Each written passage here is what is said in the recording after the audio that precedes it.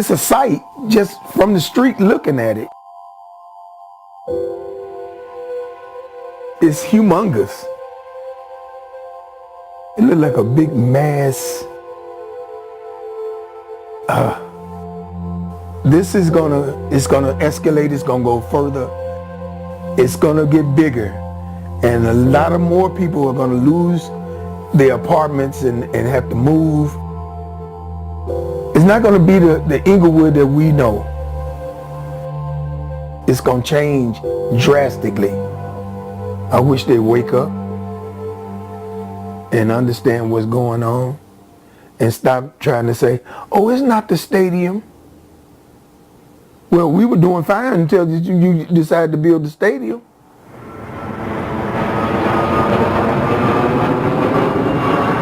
My name is Major James Stewart Jr. I'm 69 years old. I've lived here in Inglewood it's been over 30 years.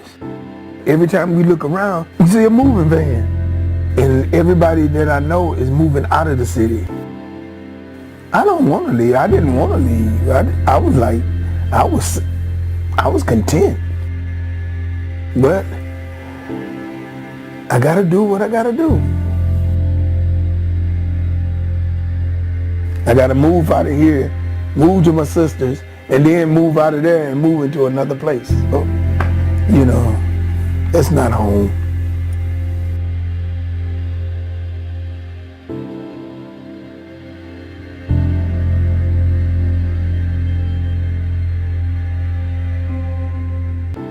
It saddens me that we have to move, have to give up everything that we worked for and the livelihood that we have, and then you gotta move?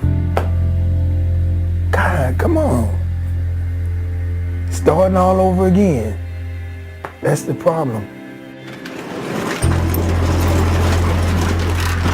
The area is going to be what they call upper echelon or whatever. I hope they make it. When they start seeing these buildings getting closed and nobody's moving in them and paying those $17 to $2,000 some dollars a month, then maybe they'll wake up, because it's gonna come to that. It's gonna come to that.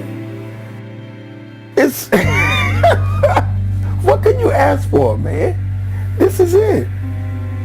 This is where we love to be.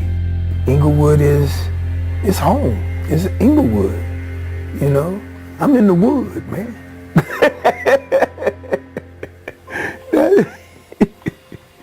The vision was that we needed to get our infrastructure together. We needed to get our fiscal house together to exploit the virtues and blessings of our geography. We're in the middle of 4 freeways. We're 2.5 miles from what is now the busiest origin and destination airport in the country. No one was going to invest in Inglewood because of the crime, political situation, and the fiscal mismanagement. So once we straightened all of that out, then we said, well, we need to get entertainment anchors. So the first one was the Forum, Madison Square Garden. By the end of the year, they were the #1 concert venue in the greater Los Angeles area. Our property values have increased 85.6% since the end of 2012. On Market Street, right across from the Metrolink station, we have 177 residential units that are going to go up there. Our intent and our vision for Market Street is to make it second floor residential or first floor retail and entertainment. Then we went after the stadium. Purchased the land in 2005. It was an operating racetrack that was essentially going out of business at that point. We got approved right at the height of the recession in 2009. We were at that point looking to build 3,000 homes, about 600,000 square feet of office, 25 acres of park space. We had missed a real estate cycle, and we're now in a significant real estate downturn. He came through with a grand vision. We finally made that hookup and created a joint venture at that point. City got itself together. We were able to work through this initiative. We had done close to 400 community meetings. We were welcomed. They trusted us, and they knew that they wanted the old city of Inglewood, which was an entertainment capital of, in Los Angeles County, to be revived again, and this was actually that method to do that. We came up with basically the only stadium deal ever that is basically completely privately financed, including the the public portions of the property as well. You have to have parties that know exactly what they want to accomplish. The mayor wanted the city to get its act together and become the city it could be. Girard is sitting on a whole big investment. The Rams were highly motivated. The mayor talked about Mr. Kroenke. He'd been wanting to get out of St. Louis. His moral law was to get his team into a bigger market. Each of them has a different objective, but at some point they overlap. From my personal perspective, actually the office is the most interesting to me, because that's 800,000 square feet of grade A office with grade A jobs coming into a city that needs that type of level of professional employment. People that want to live in Inglewood are buying into middle and upper middle class neighborhoods at premium prices right now.